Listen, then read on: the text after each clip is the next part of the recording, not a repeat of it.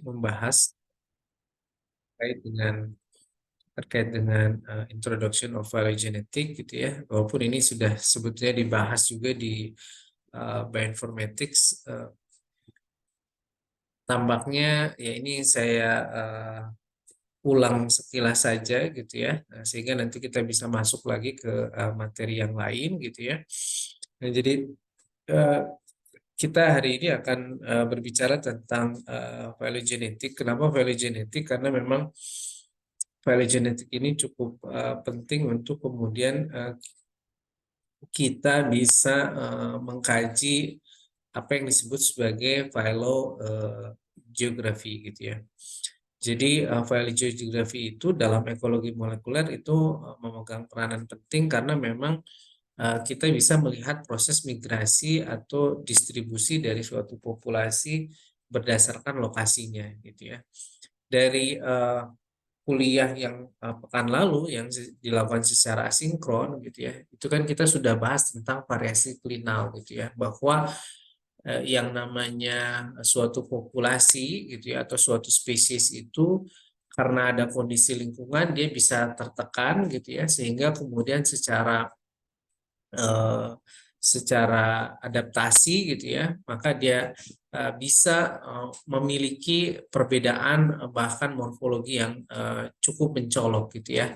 Itu ditunjukkan dari tanaman semak yang ditumbuhkan di area yang berbeda di Amerika Serikat, di mana tumbuhan tersebut kita lihat gitu ya mempunyai struktur morfologi yang berbeda-beda dari yang dia ada atau bisa tumbuh di daerah pantai yang hampir 0 mdpl gitu ya, 0 meter di atas permukaan laut, sampai kemudian di pegunungan yang itu sangat tinggi di atas 3.000 meter. Nah, kajian selanjutnya adalah ya di sini kita berbicara tentang phylogenetic gitu ya. Jadi ketika kita bicara phylogenetic ini, maka sebetulnya yang mau kita lihat itu adalah proses evolusinya gitu ya. Dan evolusi yang dimaksud di sini ini adalah kita mengambil ya mazhab atau konsep dari Charles Darwin dan juga kemudian Alfred Russel Wallace itu sendiri. Di mana ketika kita bicara evolusi, maka evolusi ini kita bicara ini adalah suatu proses di mana terjadi, kemudian ada modifikasi, jadi ada keturunan ya, ada proses penurunan sifat di situ, ada pembentukan generasi selanjutnya, tetapi kemudian di sini ada proses modifikasi juga yang berlangsung gitu ya, sehingga kemudian gitu ya di sini ada yang kita sebut sebagai phylogeny atau implying relationship di sini. Nah, relationship sini kita lihat itu adalah sesuatu yang berhubungan satu sama lain, dan ini disebutkan dia tidak terputus genetic line-nya itu. Jadi artinya adalah tidak terputus itu dia dalam satu jalur genetik. Jadi dia tiba-tiba tidak tiba-tiba kemudian berubah gitu ya. Contohnya yang tiba-tiba berubah itu misalnya adalah E. coli dengan manusia gitu ya. Walaupun E. coli sama manusia punya gen yang sama, tetapi E. coli dan manusia itu dia tidak dalam satu genetic line. Karena apa? Karena E. coli dia tidak kemudian berubah dari satu sel kemudian berubah menjadi multiseluler atau menjadi manusia gitu kan. Tetapi masing-masing itu punya jalur evolusinya masing-masing. Sehingga secara spesifik di sini, phylogenetik di sini, kita akan coba lihat di sini relasi genetik yang ada, gitu ya. Nah, ini kita lihat di sini di gambar yang ada di bagian kiri bawah ini ya. Ini adalah sketsa bagaimana unrooted, ini kita sebut sebagai unrooted phylogenetic, di mana ini dibuat oleh Charles Darwin di tahun 1837 gitu ya. Dan apa yang dia tunjukkan dari gambar ini adalah Darwin menggambarkan apa yang disebut sebagai pohon evolusi itu sendiri. Ya, kita lihat di sini ada huruf A, ada C, ada B, ada D dengan posisi klaster yang berbeda-beda. Nah, di sini kita lihat bagaimana kemudian Darwin itu menggambarkan, lalu di sini juga ya ini dikasih penekanan di situ oleh adanya kemudian root atau kemungkinan ini adalah ancestor atau nenek moyang ya. Dan nenek moyang ini jangan jangan diartikan bahwa kita berasal dari sana gitu, tetapi memang intinya memang kita berusaha menggambarkan dalam phylogenetik ini adalah adanya nenek moyang yang sama tapi tidak tahu itu ya itu apa dan siapa gitu ya seperti itu, tetapi jalur jalur genetiknya dia terhubung satu sama lain ya.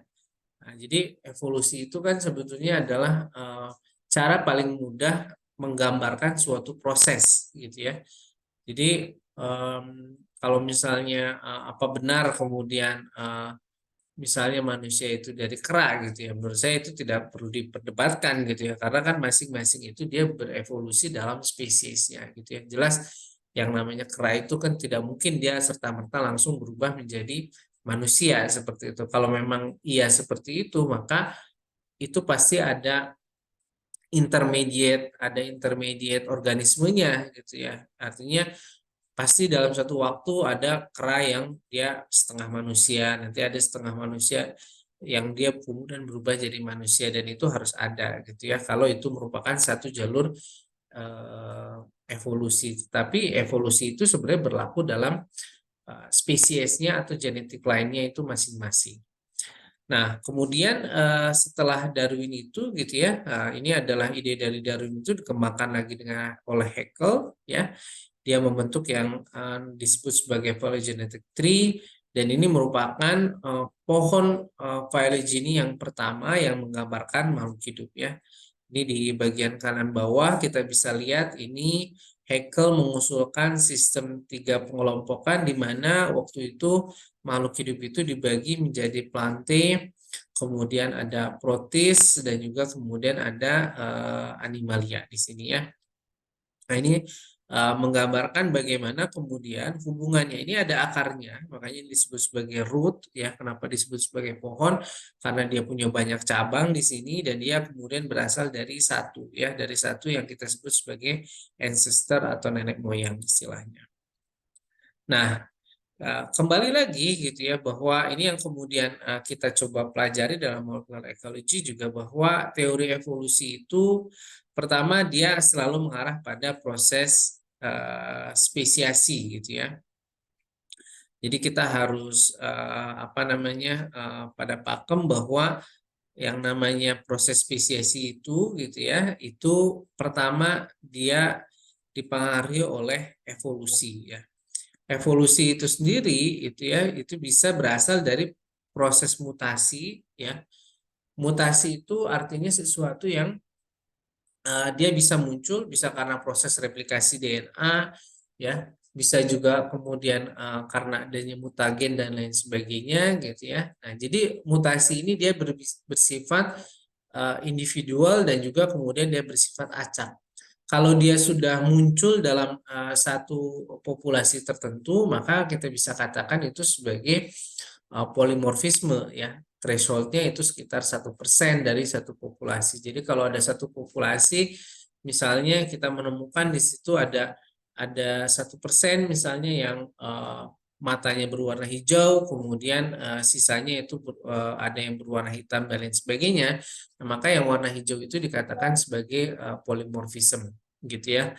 Nah, kemudian juga ada selection bias ya. Selection bias ini ya ini bisa terjadi ya. Kalau kita pelajari sebelumnya itu bisa karena misalnya oh, waktu misalnya pematangan organ reproduksinya itu tidak sama musimnya. Misalnya yang jantan dia baru matang reproduksinya bulan Januari, yang betina baru matang itu misalnya mulai bulan Juni. Nah, ini kan nggak matching. Jadi ada selection bias sehingga kemudian tidak ada ini ya, tidak ada hmm, perkawinan di situ sehingga akhirnya muncullah kemudian evolusi.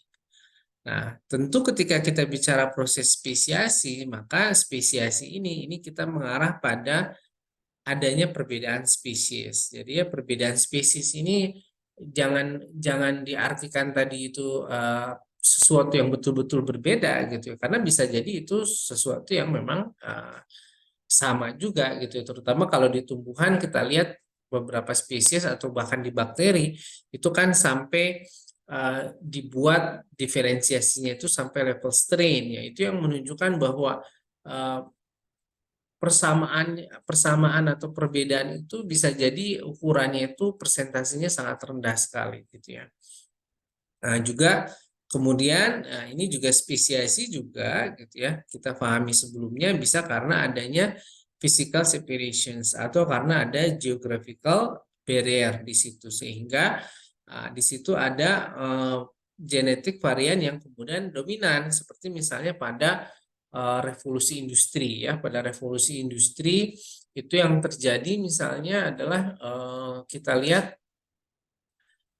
kupu-kupu ya, kupu-kupu yang berwarna hitam gitu ya, itu dia menjadi lebih dominan dibandingkan kupu-kupu yang berwarna putih. Kenapa? Ketika zaman revolusi industri waktu itu misalnya di daerah Inggris Raya itu polusi itu banyak sehingga banyak asap hitam sehingga kupu-kupu yang berwarna hitam itu dia tidak terdeteksi oleh predatornya sehingga yang banyak terlihat itu adalah kupu-kupu yang berwarna putih gitu ya. Nah, sehingga di situ juga ada kemungkinan proses penekanan ya ada proses tekanan, ada physical separations di situ sehingga menyebabkan kemudian ada genetic varian yang menjadi dominan. Lalu kemudian juga tadi ya sudah saya sebutkan bahwa two species share a common ancestor. Jadi nenek moyang dan nenek moyang ini adalah pengistilahan. Jadi tidak berarti kita tuh memang beneran punya nenek moyangnya gitu ya seperti itu. Tapi memang kita katakan bahwa mereka berada dalam satu jalur genetik yang sama. Dan teori evolusi juga dia biasanya akan didukung secara molekuler itu dengan molecular clock. Jadi berapa juta tahun sih kemudian ini bisa terjadi apa namanya bisa terjadi perubahan atau proses spesiasi itu sendiri ya gitu. Oke. Nah, lalu kemudian kita masuk ke phylogenetik itu sendiri ya. Jadi phylogenetik ini tadi ya dia adalah studi terkait evolusi. Nah, source-nya adalah kita bisa berupa menggunakan nukleotida atau protein sequence. Ya. Lalu kemudian nantinya proses pembentukannya itu dengan menggunakan phylogenetic inference method ya. Jadi kita bisa menggunakan data-data morfologi atau nantinya data-data DNA protein atau sequence untuk bisa mendesain yang namanya phylogenetic tree itu sendiri. Sehingga hasilnya itu nanti outcome-nya ini menjadi apa yang disebut sebagai phylogeny gitu ya atau disebut juga sebagai phylogenetic tree. Ya, jadi yang menggambarkan tadi ya proses evolusi yang terjadi dari suatu kelompok makhluk hidup yang sedang kita kaji. Nah, bagaimana kita bisa melakukan proses inferensi atau kemudian pembuatan dari phylogenetic tree itu sendiri ya. Jadi yang pertama adalah phylogenetic tree ini kita mulai pertama dari proses spesiasi ya.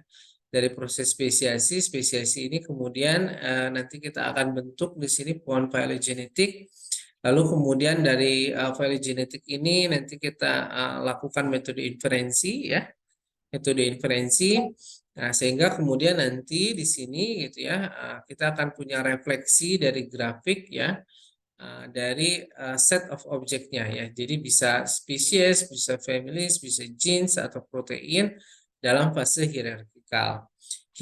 Hierarkikal itu seperti apa? Nah, ini yang digambarkan oleh gambar yang ada di kanan bawah gitu ya. Jadi kita bisa melihat di sini ada proses percabangan, ada branching ya dari speciation. Kemudian di sini ada turtle, ini kita sebut sebagai outgroup. Outgroup itu jadi itu adalah suatu kontrol ya yang kita gunakan dalam kita membangun proses inferensi. Nah, di sini kita lihat gitu ya, phylogenetic tree ini kita bisa menggambarkan satu proses hierarki di sini di mana kita bisa mendapatkan di sini sebagai contoh berdasarkan kelas, berdasarkan ordo, kemudian berdasarkan family. Lalu kemudian di dalam family sendiri di situ ada proses spesiasi di sini yang digambarkan misalnya ada leopard, dan juga kemudian ada kucing yang telah didomestikasi. Nah, jadi phylogenetik ini bisa membantu kita gitu ya untuk merefleksikan ya perbedaan-perbedaan ya yang mungkin terjadi antar kemudian objek-objek yang sedang kita analisis, atau objek-objek ini ya atau taksa-taksa ini kita sebut juga dalam phylogenetic tree atau dalam pohon filogenetik ini disebut sebagai OTU atau Operational Taxonomic Unit. Jadi OTU itu jadi Operational Taxonomic Unit. Nah, di mana kenapa disebut sebagai OTU gitu ya? Karena memang terkadang apa yang kita kaji itu tingkat taksananya itu tidak seragam. Jadi misalnya membandingkan kalau dalam gambar ini misalnya membandingkan antara kuda dengan misalnya adalah serigala ya, horse and wolf ya. Kita lihat bahwa walaupun mereka sama-sama kelas mamalia, tetapi gitu ya, wolf ini atau serigala ini secara spesifik dia merupakan ordo carnivora atau pemakan daging yang dia berbeda ordo dengan kuda itu sendiri atau horse itu sendiri. Nah, ini kan menggambarkan adanya tingkat taksa yang berbeda ya, sehingga penggambaran pohon filogenetik seperti ini kita sering sebut bahwa ujung-ujungnya atau titik-titik sampelnya itu disebut sebagai OTU atau Operational Taxonomic Unit. Nah, lalu kita coba pahami lebih jauh lagi, ini adalah bagaimana kita bisa menggambarkan satu pohon phylogenetik ini ya. Nah, kita mulai di sini dari suatu terminologi dari pohon phylogenetik sendiri. Yang pertama, saya coba bahas dari gambar yang unrooted tree yang ada di sebelah kanan gitu ya. Nah, ini juga yang tadi digambarkan modelnya oleh Charles Darwin gitu ya sebagai usulan ya seperti itu. Oke. Nah, jadi kalau kita lihat di sini pada unrooted tree, nah ini kita tidak bisa melihat sebetulnya nenek moyang itu adanya di sebelah mana gitu ya. Nah, jadi kenapa dia disebut sebagai unrooted tree? Karena memang gitu ya, nenek moyangnya tidak dapat terdefinisi di sini. Tetapi kita masih bisa melihat pengelompokan-pengelompokan. Contohnya misalnya pada titik G, ini kemudian pada titik H, pada titik J, dan pada titik I. Nah, I, J, H, dan G ya, ini disebut sebagai titik internal atau internal node, di mana titik internal ini ya merupakan cikal bakal terjadinya titik ya spesiasi atau proses duplikasi ya. Jadi GHJI ini merupakan titik internal yang merupakan titik dasar atau persimpangan menuju proses evolusi selanjutnya. Kemudian kita lihat pada unrooted tree ini ada beberapa kemudian pengelompokan atau kita sebut itu sebagai clade ya, klade, di mana kita lihat pada titik internal G, nah, di situ ada dua proses spesiasi ya, satu menjadi spesies A, satu menjadi spesies B. Sebutlah ini kalau kita mengarah pada spesiasi. Kemudian pada titik internal H kita lihat ada spesies C ya. Lalu kemudian pada titik internal J muncullah kemudian spesies F. Kemudian pada titik I itu muncullah spesies D dan spesies E. Nah, masing-masing yang berada pada ujung ya ini disebut sebagai bagian yang ujung ini A, B, C, F, D, dan E ini kita sebut sebagai terminal node. Jadi dia sudah di ujung. Garis-garis yang menggambarkan jalur ke terminal node ini menggambarkan proses evolusi atau seberapa banyak suatu OTU atau suatu taksa itu dia mengalami proses evolusi. Nah, ini biasanya nantinya panjang garis ini didasarkan dari perubahan atau proses mutasi yang terjadi pada spesies atau OTU tersebut gitu ya. Sehingga kita bisa lihat di sini bahwa F, ya, F ini dia mempunyai garis yang paling panjang dibandingkan yang lainnya, menunjukkan bahwa ya kalau dia berupa satu proses evolusi yang sama, ini menggambarkan F ini dia adalah spesies yang betul-betul berbeda dibandingkan yang lainnya. Nah, atau ya dia memang berbeda sama sekali gitu ya. Nah, ini yang kemudian bisa kita konfirmasi lebih jauh ketika kita membuat gambaran pohon phylogenetik ini dengan menggunakan apa yang disebut sebagai rooted tree, ya.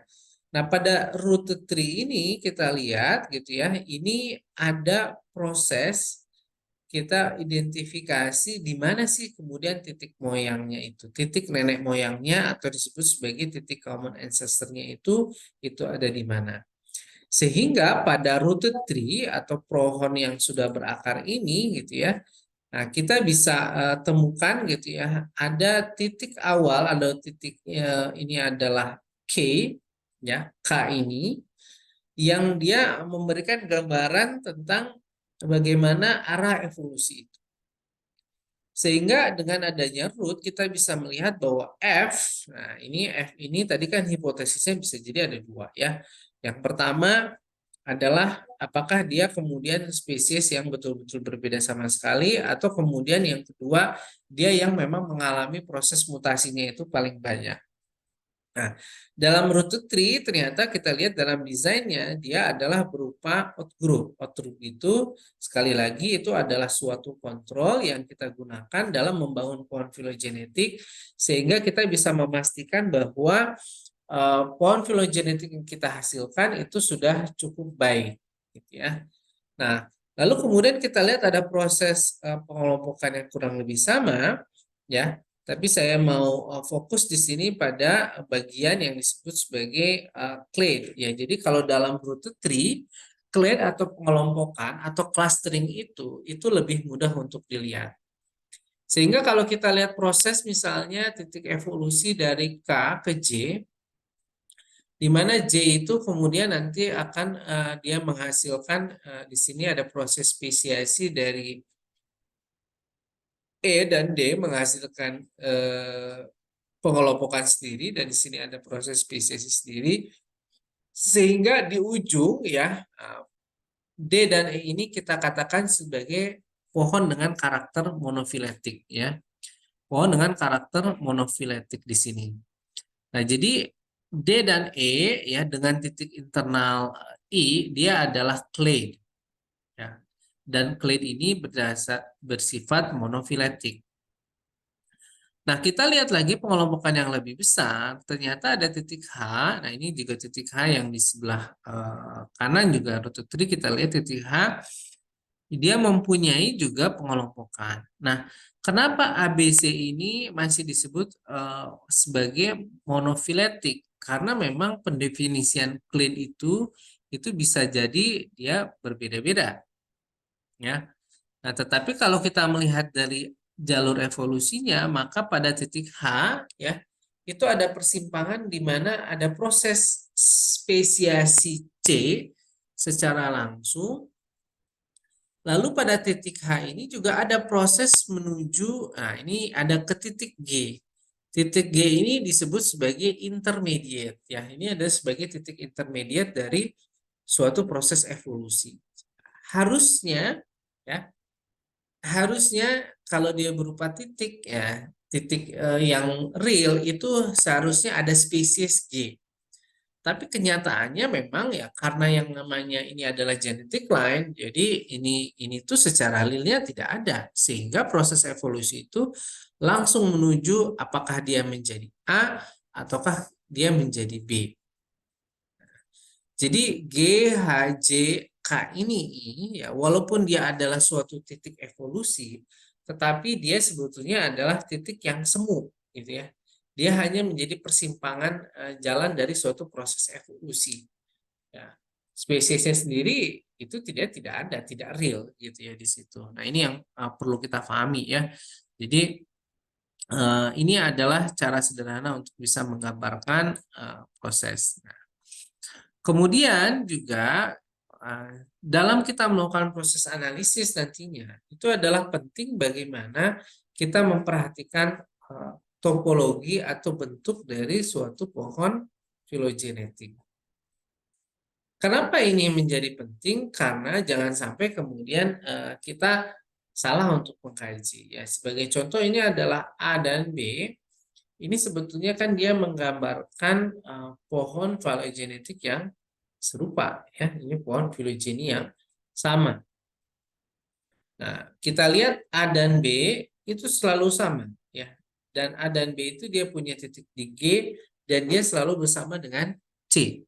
Nah, jadi ini kita perhatikan gitu.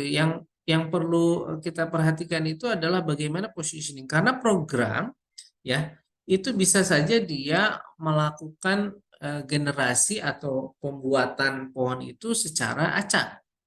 Jadi mau hasil misalnya nanti misalnya eh,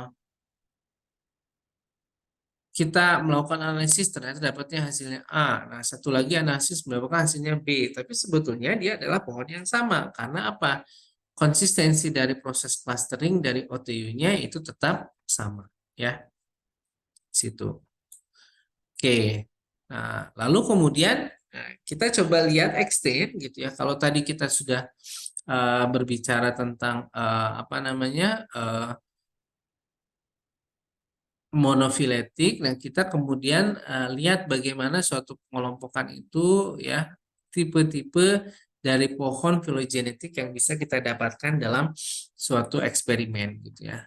Nah, yang pertama kita lihat gambar yang berada pada kiri atas di sini ada yang disebut sebagai sister taxa. Oke. Sister taxa itu adalah taksa atau OTU yang dia berada dekat atau dia berada dalam satu clade yang paling dekat. Ya, kalau kita kembali lagi ke sebelah sini, maka A dan B ya, A dan B ini dikatakan sebagai ya sister taxa. Jadi A dan B ini adalah sister taxa. Lalu kemudian ya, nah, kita juga di sini mempunyai bagian yang disebut sebagai polifili. Ya. Polifili itu apa? Polifili ini ya artinya dia mempunyai model pengelompokan yang ini ya apa namanya uh, dia berada pada clade yang berbeda gitu ya polifili ini ya jadi dia dalam satu ancestor tapi dia berada pada clade yang berbeda. Nah, ini disebut sebagai polifili. Sedangkan kemudian pada bagian yang kiri bawah kita punya model yang parafili gitu ya. Parafili ini artinya adalah kita berada dalam satu clade, jadi pengelompokan itu berada dalam satu clade yang sama. Tetapi ada satu OTU lain yang kemudian dia bergabung ke dalam pohon filogenetik kita. Ya.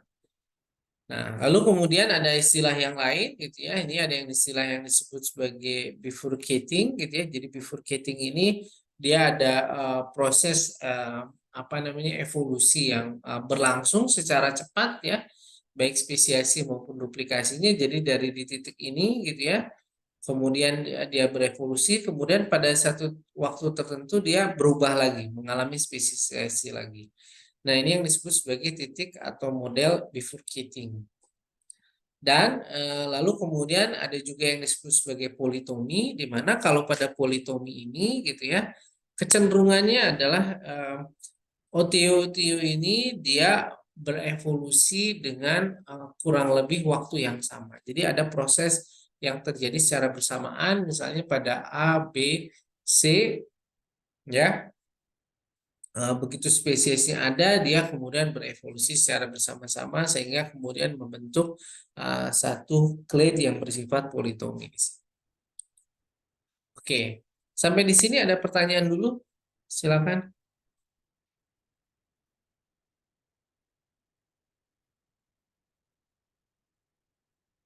Belum ada, Pak. Ya, ya, silakan. Nah, dari Oke, saya mah belum ada.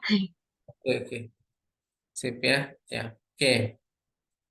Kalau belum ada, kita lanjutkan. Nah, kemudian cara menggambarkan juga, ini kan nanti ada dua ya, terutama ya kita bisa menggambarkan suatu suatu perbedaan itu kan selalu dari dua aspek ya, dari aspek yang disebut sebagai classical ya, dari phylogenetic analysis gitu ya. Artinya kita menggunakan data morfologi, ada tidaknya organ tertentu, bisa berupa jumlah atau misalnya berupa panjang. Nah, ini merupakan classical phylogenetic analysis.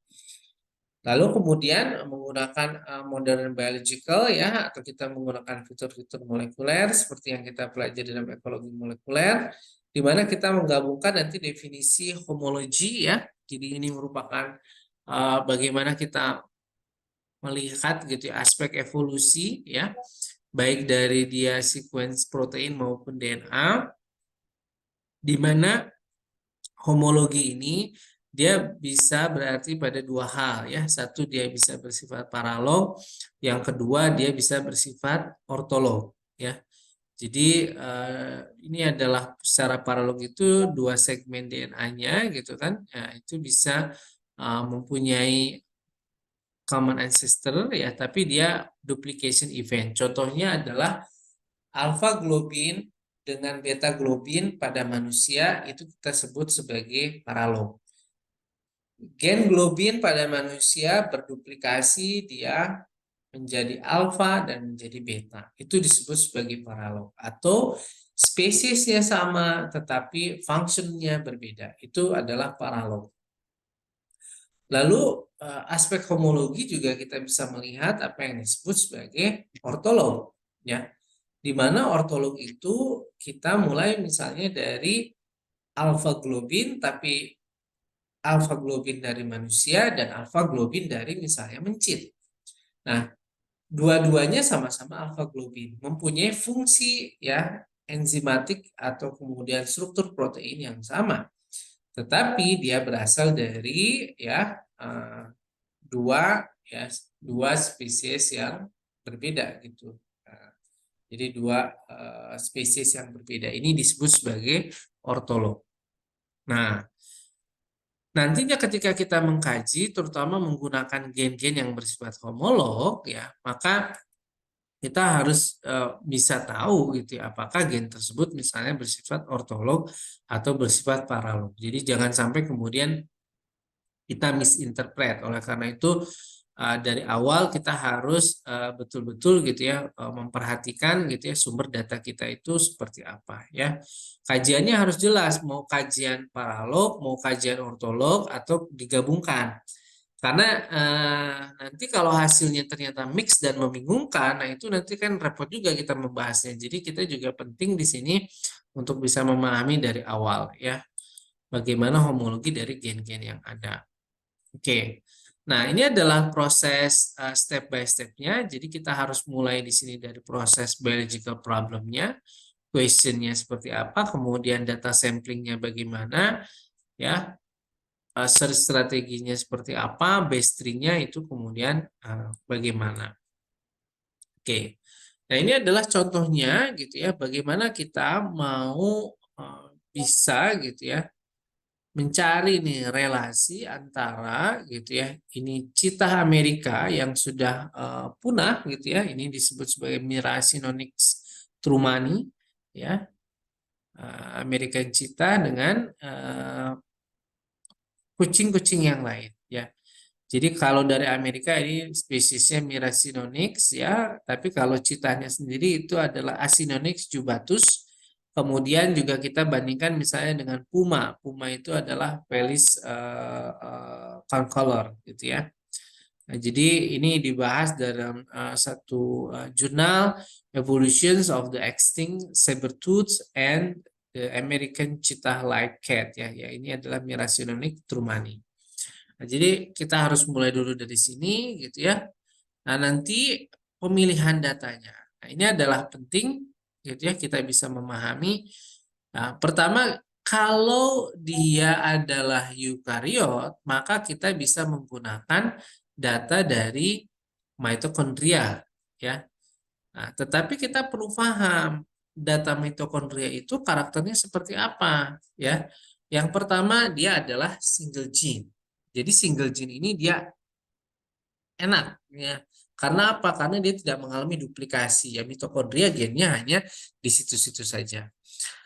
Yang kedua adalah no easy to handling ya. Jadi karena dia berasal dari organel, kadang-kadang kita juga sulit untuk mendapatkan DNA. Jadi dan ini tidak mudah artinya mendapatkan DNA mitokondria. Yang ketiga itu adalah karakternya dia conserve, lestari. Oke. Ya, lalu kemudian yang selanjutnya adalah karakternya dia major classifications. Artinya major classification itu bisa jadi dia ada pada tingkatan-tingkatan taksa yang major. Jadi misalnya kingdom, ya, kemudian filum atau divisi, lalu kemudian ordo, itu adalah major classification. Jarang yang dia bisa mendiferensiasi sampai spesies.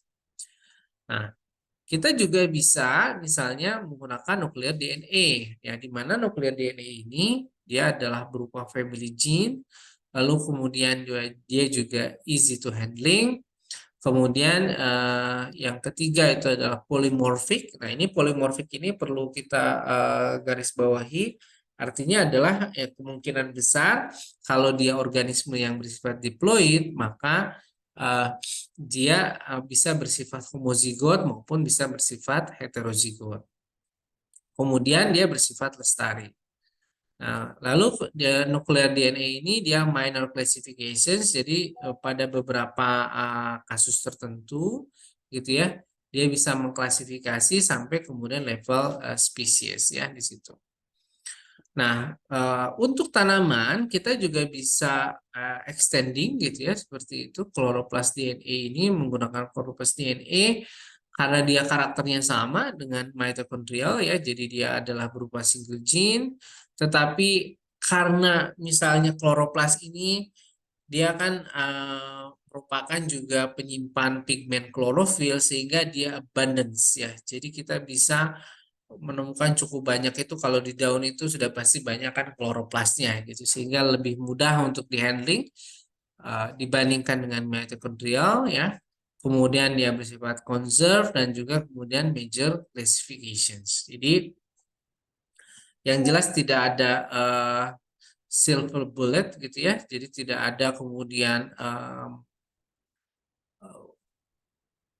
metode yang paten mana sih Pak yang paling bisa kita pakai nuklir? Kadang-kadang ya kita harus coba juga itu adalah semuanya tergantung dari kondisi yang ada ya. Oleh karena itu ya dari awal kita harus bisa memahami eksperimen kita itu seperti apa. Nah, lalu kemudian ya kita bisa lanjutkan itu dengan metode atau konstruksi. Ini sudah dijelaskan dalam bioinformatik. Saya sekilas saja. Jadi yang pertama adalah selalu kita perlu mulai itu membangun portfolio genetik dari yang paling mudah. Yang paling mudah itu apa? UPGMA atau NG. Jika dengan NG ataupun UPGMA itu sudah bisa menjawab ya pertanyaan kita, maka sudah cukup selesai. Kecuali kita memang mau mengkaji secara lebih jauh ya, artinya adalah aspek evolusi secara detailnya mau kita pahami dengan cukup baik. Nah, ini kita perlu menggunakan yang namanya di sini bisa MI, minimum evolution, ataupun parsimony, likelihood, ataupun kemudian Bayesian. Ya. Nah, konsiderasi lain, pertimbangan lain adalah jika misalnya kita mempunyai data SNP, di mana SNP itu kan biasanya dia jumlah SNP yang dianalisis misalnya 50.000 atau 500.000 atau 700.000, maka kita tidak perlu gitu ya menggunakan yang namanya adalah parsimoni atau likelihood ya. Kita bisa cukup saja biasanya orang menggunakan neighbor joining. Kenapa? Karena data SNP itu sudah cukup informatif. Jadi kita tidak perlu lagi gitu ya untuk menggunakan apa namanya pendekatan yang lebih rigid ya, lebih lebih detail gitu ya. Kecuali ya kalau kita misalnya sampelnya berupa gen, nah, berupa gen kemudian mau lihat duplikasi, spesiasi dan lain sebagainya, di sini kita bisa masuk ke dalam parsimoni ataupun likelihood. Oke, jadi ini ada discern matrix dan discern karakter gitu ya. Ini juga sudah kita pelajari dalam bioinformatics. Nah, ini adalah konsep dasar saja untuk mengingatkan kembali gitu ya. Jadi contohnya adalah kalau kita menggunakan misalnya 10 sampel dari OTU, berarti kombinasi kemungkinan yang bisa kita dapatkan untuk rooted trees itu sekitar 34 juta.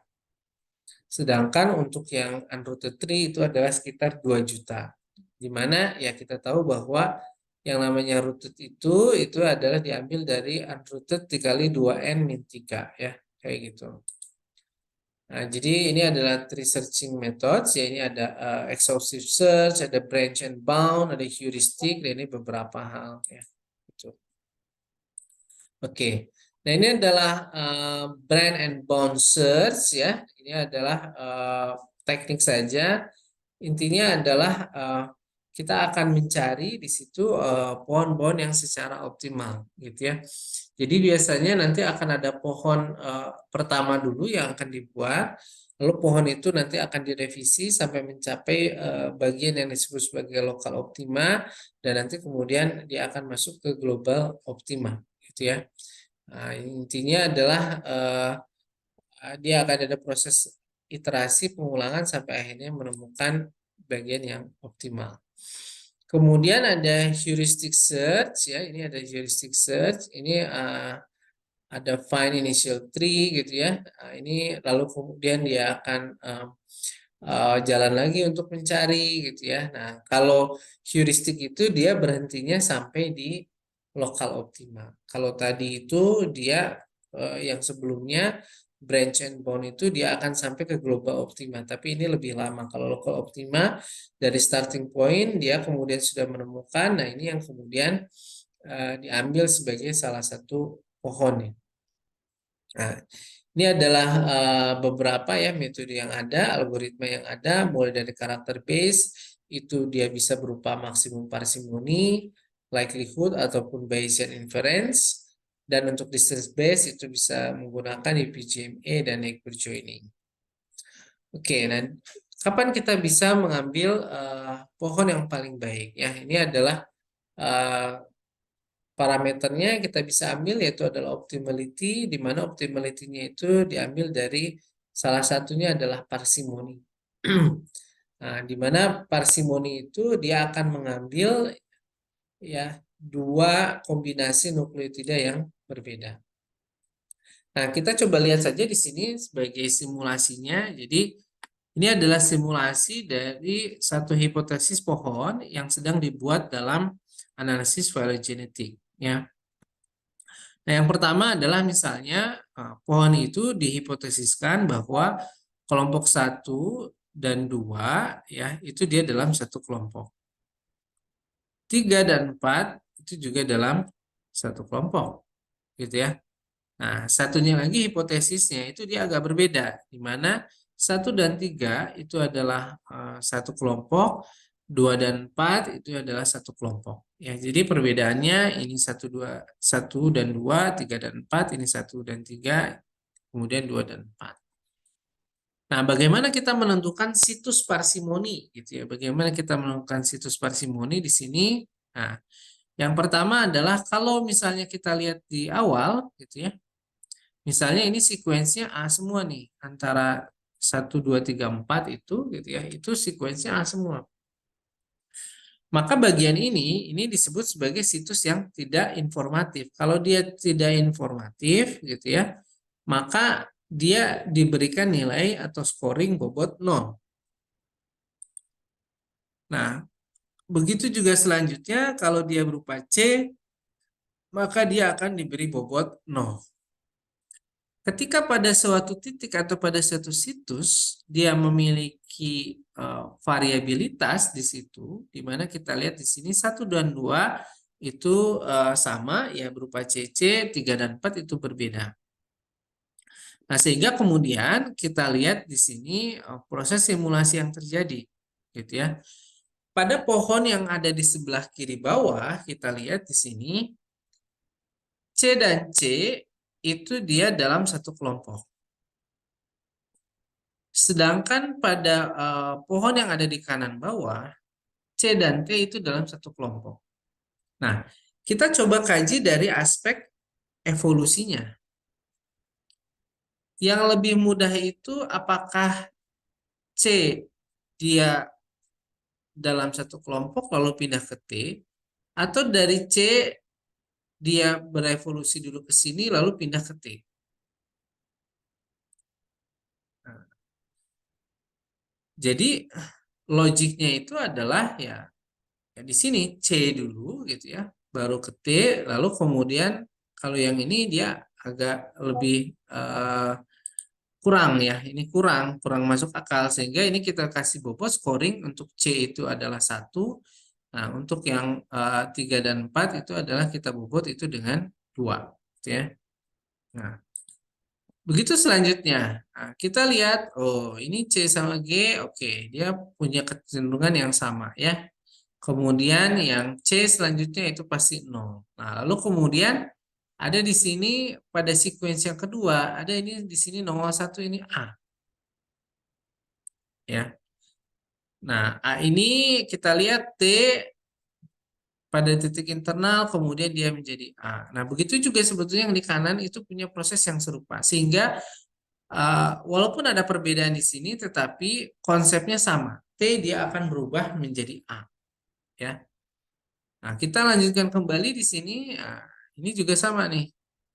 Kalau ini dia konsisten samanya ya. T dia berubah menjadi A dalam clade.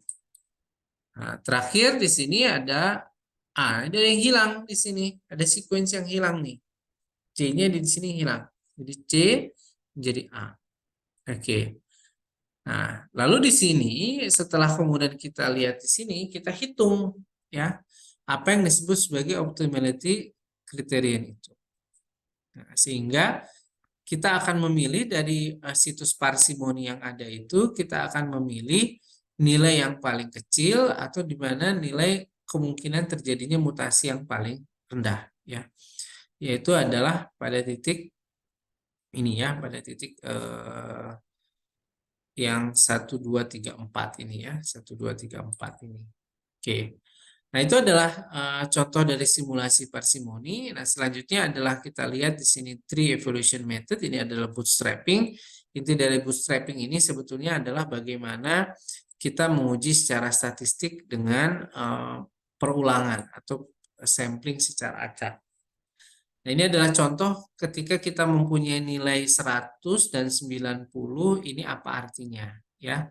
Nah, ini tergantung juga dengan jumlah bootstrap-nya. Jadi kalau saya misalnya waktu S3 itu saya menggunakan sampai 100.000 bootstrap. Jadi 100.000 bootstrap itu artinya apa? Dia akan melakukan sampling sebanyak 100.000 kali. Oke. Lalu nilai bootstrap yang ada di dalam pohon ini apa? Ini menunjukkan adanya persentase. Jadi ketika saya melakukan nilai bootstrap sampai 100.000 kali ulangan dan kemudian dihasilkan nilai 100 di sini, artinya 100 kali ngambil bola itu ya. Jadi ada bola di dalam kolam, isinya ada bola huruf D, huruf E, huruf A, huruf B, huruf C, dan huruf F. Setiap kali saya mengambil bola D dan E itu selalu bersama. Nah, jadi kalau nilai bootstrapnya 100.000 kali, ya ini D sama E-nya selalu ketemu.